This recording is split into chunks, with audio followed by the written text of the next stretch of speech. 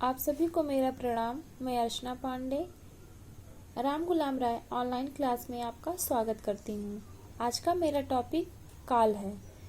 काल मतलब समय। काल किसे कहते हैं? क्रिया के उस रूप को काल कहते हैं जिसमें उसके करने या होने के समय तथा पूर्णता या अपूर्णता का ज्ञान होता है, अर्थात क्रिया के होने का समय ही काल कहलाता है। आइए, काल कितने प्रकार के होते हैं? काल 3 प्रकार के होते हैं। पहला वर्तमान काल, दूसरा भूतकाल, तीसरा भविष्य काल।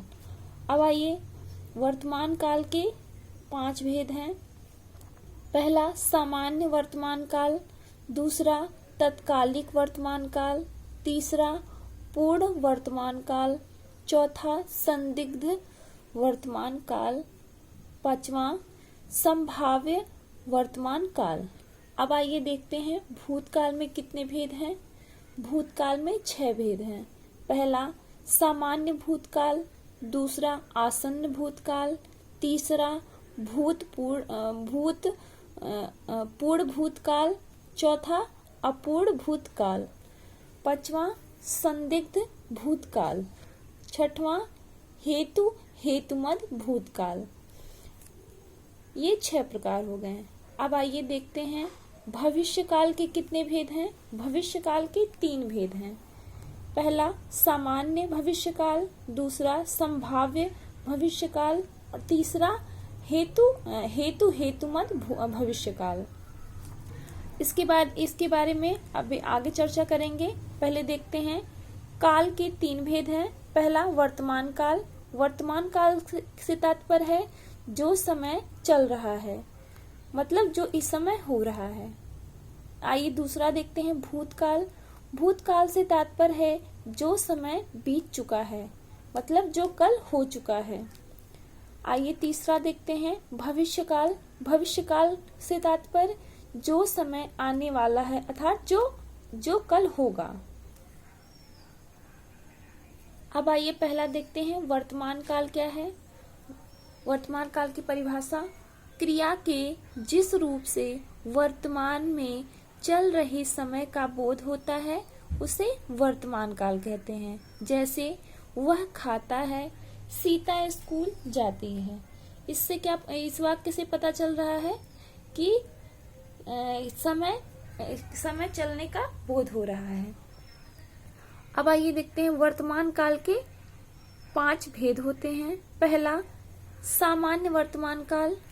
क्रिया का वह रूप जिससे वर्तमान काल में क्रिया का होना पाया जाए, सामान्य वर्तमान काल कहते हैं। जैसे अर्थात सामान्य वर्तमान काल से यह ज्ञात होता है कि क्रिया प्रारंभ बोलने के समय हुआ है। आइए उदाहरण देखते हैं। लड़का पुस्तक पढ़ता है। इसमें प्रारंभ हो रहा है, प्रारंभ से पहले बोलने का समय हुआ है। वह चलती है, वह लड़का पढ़ता है। ये सामान्य वर्तमान काल हुआ। आइए दूसरा देखते हैं तत्कालिक वर्तमान काल। तत्कालिक वर्तमान काल से यह ज्ञात होता है कि वर्तमान काल में क्रिया हो रही है, अर्थात बोलते समय क्रिया का व्यापार जारी है या चल रहा है। अतः इस क्रिया से इसकी पूर्णता का ज्ञान नहीं होता। इसलिए तत्कालिक वर्तमान काल को अपूर्ण वर्तमान काल से जाना जाता है। जैसे गाड़ी आ रही है, इससे क्या हो रहा है? चलने का, इससे बोध हो रहा है कि तत्काल किसी कार्य का बोध हो रहा है। हम कपड़े पहन रहे हैं, इसमें भी कार्य जारी है, अर्थात यहाँ पे तत्कालिक वर्तमान काल है। अब आइए तीसरा देखते हैं पूर्ण वर्तमान काल। पूर्ण वर्तमान काल क्या है? पूर्ण वर्तमान काल की क्रिया से ज्ञात होता है कि क्रिया का व्यापार चल रहा है, तत्काल में पूर्ण हुआ है। जैसे नौकर आया, इस वाक्य में तत्काल कार्य हो रहा है, नौकर आया। अगला वाक्य क्या है? राम ने खाया। राम ने खाया से तात्पर्य है कि वह तत्काल खाया। अब आते हैं चौथा, संदिग्ध वर्तमान काल। संदिग्ध वर्तमान काल क्या है?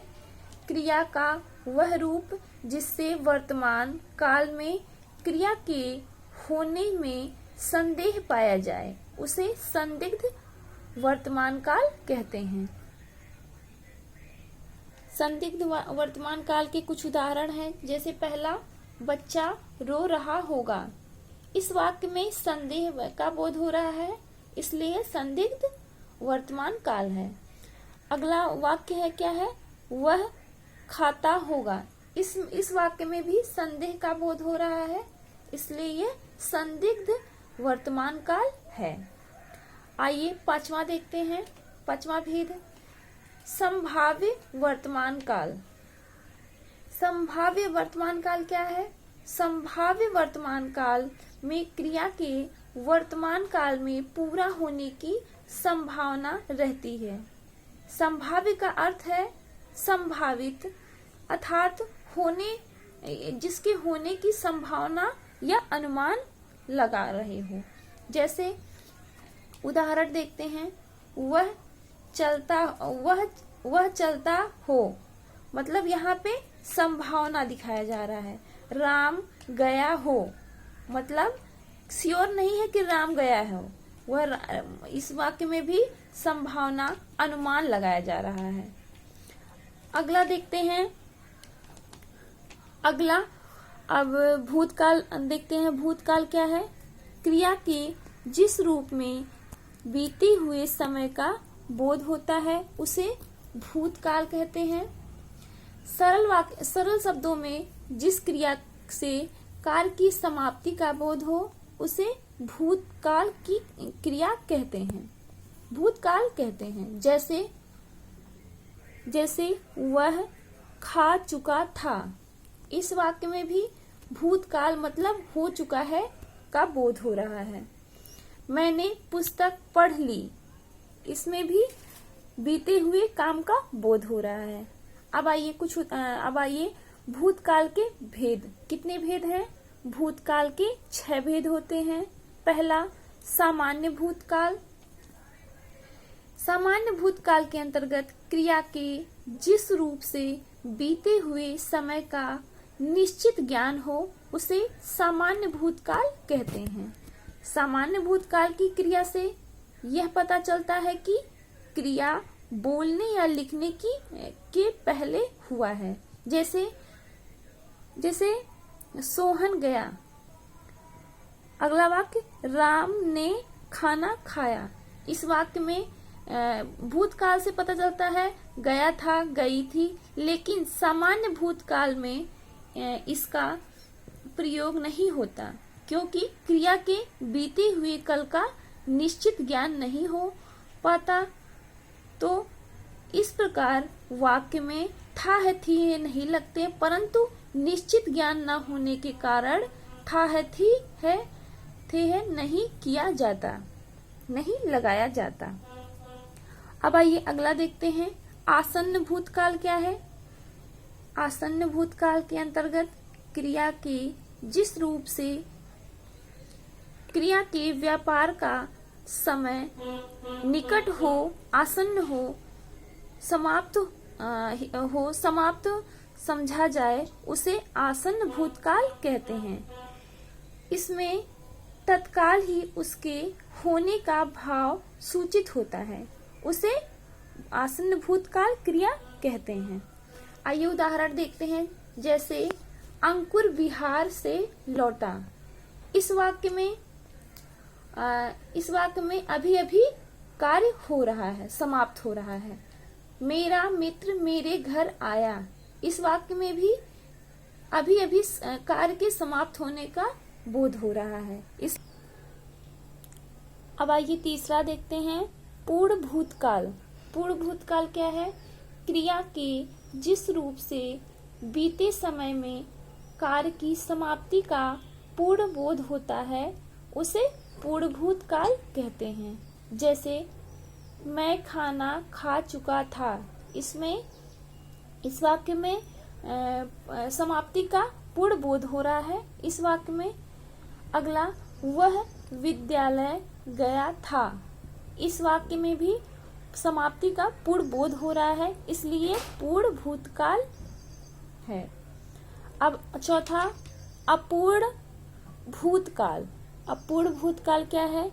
क्रिया के जिस रूप से यह जाना जाए कि क्रिया भूतकाल में हो रही थी लेकिन उसकी समाप्ति का पता न चले उसे अपूर्ण भूतकाल कहते हैं। जैसे नौकर जा रहा था, इस वाक्य से इस वाक्य का मतलब है कि वह काम जारी है। गाड़ी आ रही थी, इस वाक्य से पता चल रहा है कि काम जारी हो रहा है, कार्य हो रहा है। अब आइए अगला देखते हैं, पांचवा, संदिग्ध भूतकाल। संदिग्ध भूतकाल क्या है? क्रिया के जिस रूप से बीते हुए समय में कार्य के पूर्ण होने या न होने में संदेह होता है उसे संदिग्ध भूतकाल कहते हैं। जैसे उसने खाया होगा, इस वाक्य में संदेह का बोध हो रहा है कि उसने खाना खाया होगा। अगला वाक्य देखते हैं, कलाकार ने अभिनय किया होगा, इस वाक्य में भी संदेह का बोध हो रहा है कि कलाकार ने अभिनय किया होगा या नहीं किया होगा, उनको संदेह है। अब अगला छठवां क्या है? हेतुमद भूतकाल। ये क्या है? क्रिया के जिस रूप से यह पता चले कि क्रिया भूतकाल में होने वाली थी परंतु किसी कारणवश नहीं हो सकी, उसे हेतुमद भूतकाल कहते हैं। जैसे यदि मोहन पढ़ाई करता तो परीक्षा में पास हो जाता, इस वाक्य से पता चलता है कि एक दूसरे पर वो निर्भर है, यानी कि यहाँ कारण बताया जा रहा है। अगला वाक्य, राधा आती तो मैं चला जाता, इस वाक्य में भी कारण बताया जा रहा है, एक दूसरे पे निर्भर है, इसलिए ये हेतुमद भूतकाल है। अब आते हैं भविष्यकाल। भविष्यकाल क्या है? भविष्यकाल से तात्पर्य इसमें भविष्य में किसी काम के होने का बोध होता है। दूसरे शब्दों में क्रिया के रूप से काम का आने वाले समय में करना या होना प्रकट हो, उसे भविष्यकाल कहते हैं। जैसे वह कल घर जाएगा, तुम कल पढ़ोगे, इस वाक्य में क्या हो रहा है? भविष्य का बोध हो रहा है, भविष्य में बीते हुए किसी काम के होने का बोध हो रहा है। अब भविष्य काल के 3 भेद होते हैं। पहला, सामान्य भविष्य काल। आइए देखते हैं सामान्य भविष्य काल क्या है। इसमें सामान्य भविष्य काल के अंतर्गत क्रिया के जिस रूप से भविष्य में होने वाले कार्य के विषय में जानकारी हो अथवा यह व्यक्त हो कि क्रिया सामान्यतः भविष्य में होगी, उसे सामान्य भविष्य काल कहते हैं। जैसे मैं घर जाऊंगा, ये वाक्य सामान्य भविष्य काल है, मतलब यहाँ पे सिंपल सामान्य भविष्य काल। दूसरा, वह पढ़ेगा मतलब वह काम करेगा कल। अगला, संभाव्य भविष्यकाल। संभाव्य भविष्यकाल क्या है? इसके अंतर्गत आने वाले समय में किसी क्रिया के होने की संभावना होने पर संभाव्य भविष्यकाल होता है। जैसे शायद वर्षा होगी। इस वाक्य में शायद मतलब यहाँ संभावना प्रकट किया जा रहा है कि शायद वर्षा होगी। दूसरा वाक्य, शायद प्रधानमंत्री राजस्थान जाएंगे। इस वाक्य में भी संभावना प्रकट हो रहा है कि प्रधानमंत्री शायद राजस्थान जाएंगे। अब अगला आता है हेतु हेतुमद भविष्यकाल। हेतु हेतुमद भविष्यकाल क्या है? आने वाले समय में जब कोई एक क्रिया दूसरी पर निर्भर होकर संपन्न होती है तो उसे हेतु हेतुमद भविष्यकाल कहते हैं। जैसे यदि बच्चा रोएगा तो माँ उसे संभाल लेगी। इस वाक्य में एक वाक्य दूसरे वाक्य पर निर्भर है, इसलिए यहाँ पे हेतुमद भविष्यकाल है। अगला, जो कमाए सो खाए। इस वाक्य में जो एक दूसरे पर निर्भर है, जो सो पर निर्भर है। अगला, वह पढ़े तो सफल हो।